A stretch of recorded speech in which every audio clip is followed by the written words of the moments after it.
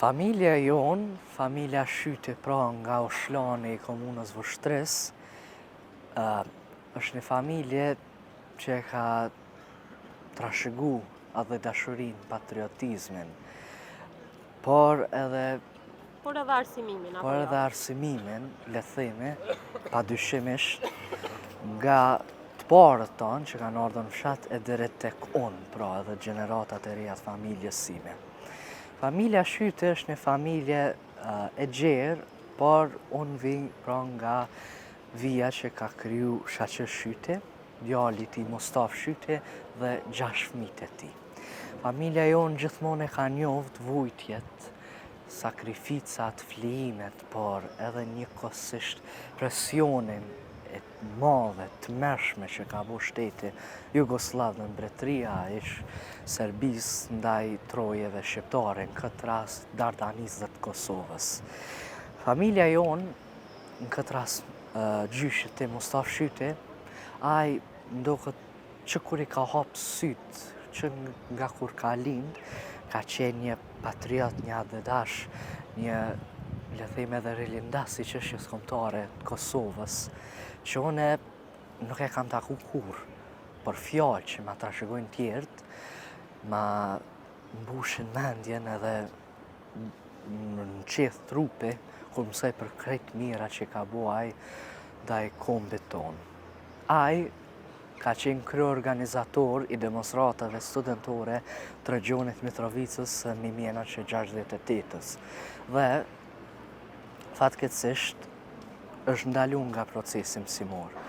Ai ka qenë kryeorganizator së bashku me 2 tjerë, ku janë ngritur në një kryengritje madhështore studentëve që le themi që nga pushtimi i Kosovës dhe trojve shqiptare Kosovës nga lufta e dytë botërore nuk ka ndodhur.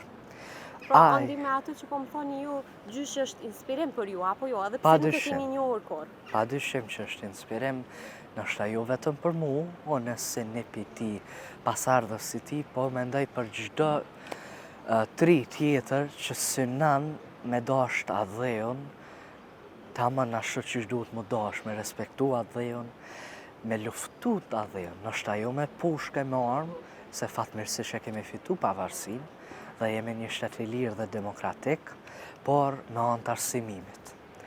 Ai, fëmin e pare ka linë 77-ën, hallën timet madhe Vjollca Shyte, dhe babën tem, Berat Shyte, pastaj normalisht edhe Merita Shyte hallën. Ai ka marrë pjesë në protestat studentore, protestat edhe studentore, po edhe të mësimdhënësve masive që ka ndodhur në vitin 1981, ku gruaja e vetë, Elhame Shyte, gjyshja ime, ka qenë shadzan me fëmijën e 4, Jehonën. Ai u burgos tani, i burgosur politik për 10 vjet të tëra, shkaku i kryengritjes së tij së bashku me nxënësit e vet, së bashku me familjarët vet, së bashku me dashësit e tjerë. Ai është burgosur dhe deri më 1988-ën, me sa e di unë, nuk është liruar. Fatkeqësisht shkaku i regjimit të mërshëm serb në atë kohë në rrjedhat e diktatit Slobodan Miloševićit. Ai, me krijimin e sistemit paralel, është rikthyer në arsimim, si mësues në fshatin tonë të Shlanit, por nuk ka vijuar mësimin normal, nuk ka marrë pagë, ka duhet më sheft, ka duhet një mënyrë të meroze që fatmirësisht gjeneratat e ardhshme nuk e kanë. Ai ka qenë në rrjedhat të UÇK-s edhe para daljes parë publike në 97-ën, por në mënyrë zyrtare, duke ndihmuar kohë pas kohe, edhe ai edhe familja e vet gjithmonë ka qenë përkrahje të UÇK-s. Motra e tij e madhe, Sevdije Shyte, ka qenë kryeorganizatorja e grave në tërë regionin e Mitrovicës dhe fatkeqësisht 2 vjet është burgosur dhe është meruar në burgjet jugoslave. Është torturuar dhe themi edhe ende i vun pasojat e torturës.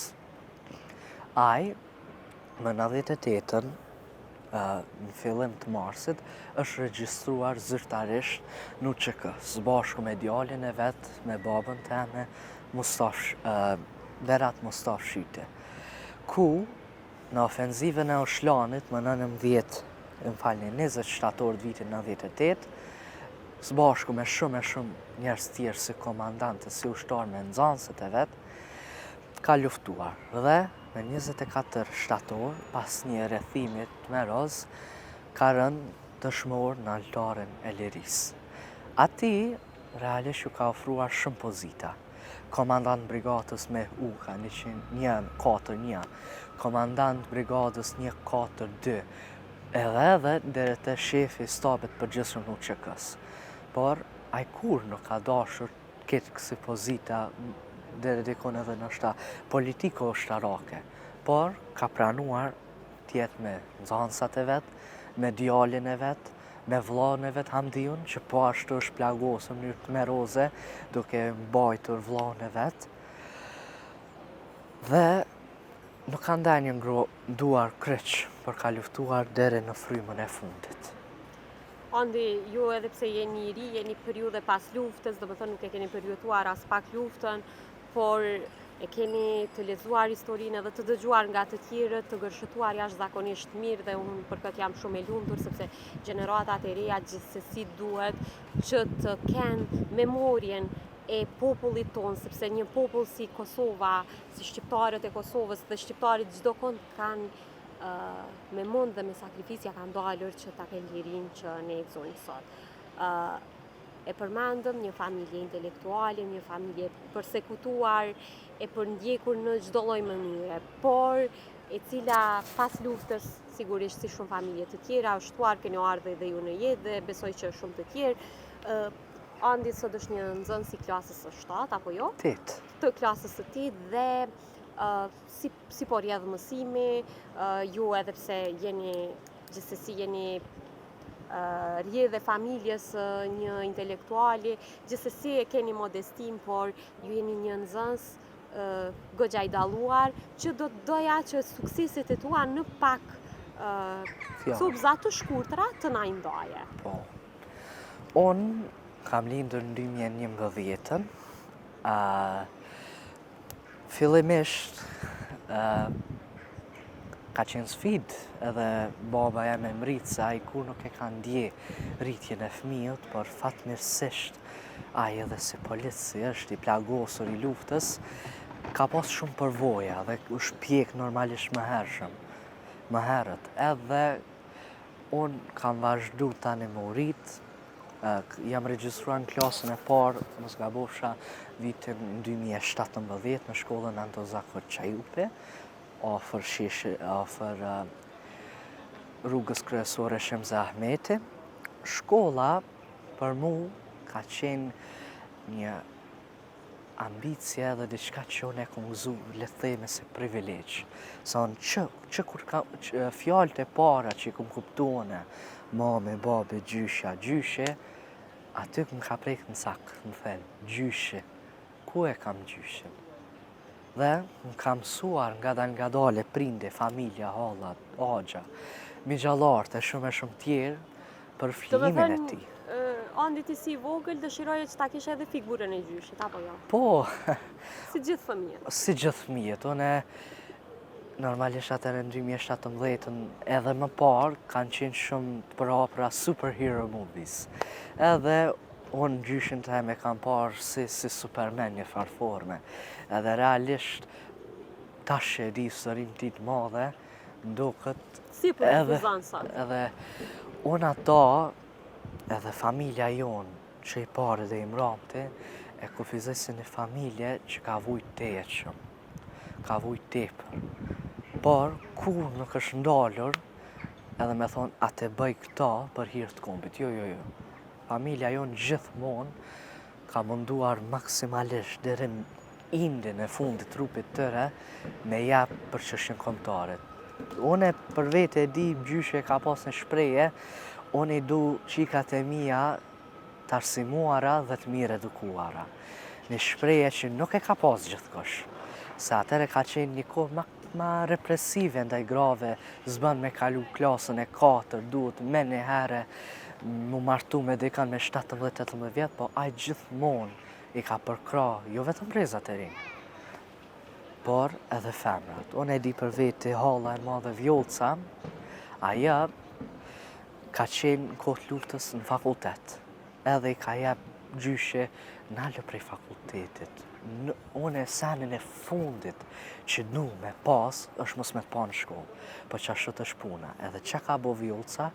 Vjollca është bashkangjitur ekipeve ndihmëse të UÇK-s edhe ka shëruar me qindra plagë me atë pak njohuri sa ka pasur prej fakultetit edhe prej shkollës. Edhe është një rast shumë i veçantë që e maj për zemër një familjari jonë është ardhur në bajrakun tonë, nodën tonë edhe e ka pyet Mustafën, pse bre Mustaf, ti s'po ki qa me hongër, s'po ki djas, s'po ki ajvar, s'po ki buk, e për arsiman Vjollcën, e Meritën, e Jehonën, e Sarandën. Edhe a i ka thonë, arsimime, etja e mendjes, më shën 10 fish, ma shumë sone me shku me flejt me lukthin empty, me lukthin pa ushqim. Edhe a i njëti familjar ka qenë UÇK, ushtar, u plagos, edhe është ardhur Vjollca, me shëru njëtë si kur qindrat plak që ka shëndruar bashkë me shumë doktor të njohur Mitrovicës, edhe i ka thonë, Vjollc, ka me inë se vap me babën tonë, ta njetën inshallah, a i me bën halal. Pse more bac, se ti që i arsimu për hirë tina, unë e sët e pështa jetën teme.